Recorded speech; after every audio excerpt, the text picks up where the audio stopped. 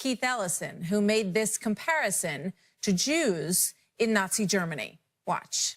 I'm one of the people who believes we should give our neighbors sanctuary. And if you ask yourself, what would I do if I was a Gentile in 1941 if my Jewish neighbors were under attack by the Nazis? Would I give them sanctuary? You might be about to find out what you would do.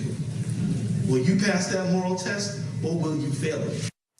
So Ellison is not only comparing immigrants who have broken laws in the United States to Jews facing persecution during the Holocaust, he's seemingly comparing U.S. law enforcement to Nazi brown shirts. Joining me with his reaction is Ben Shapiro, editor-in-chief of the Daily Wire. Ben, good to see you again tonight. Welcome back to the program. No, thanks. So what do you think?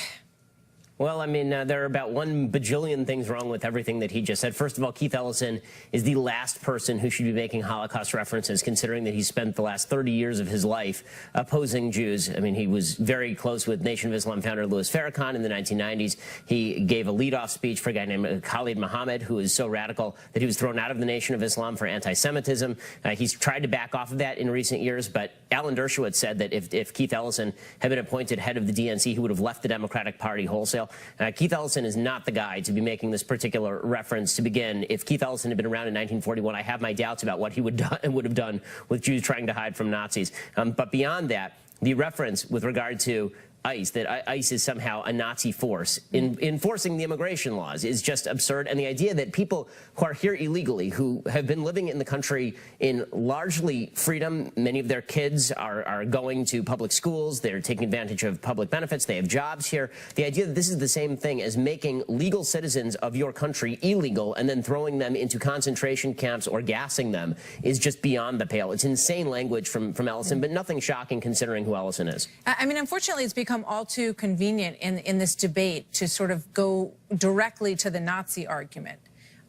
You know, the idea that, you know, anyone who's conservative is sort of somewhere on that spectrum that is espoused by some people and appears to be used as sort of a tangential argument here by Keith Ellison, really puts us in a place, you know, that goes back to what we were talking about in the last segment, where everything is so fired up, so emotional, that we have little opportunity to actually have a good, solid exchange of ideas that doesn't go to that place.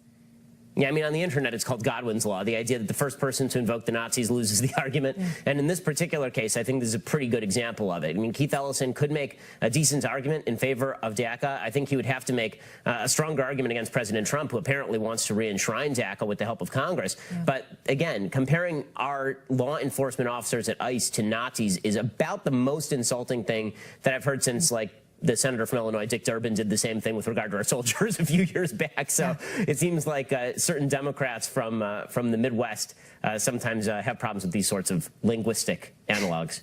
Ben Shapiro, thank you very much, Ben. Always good to see you.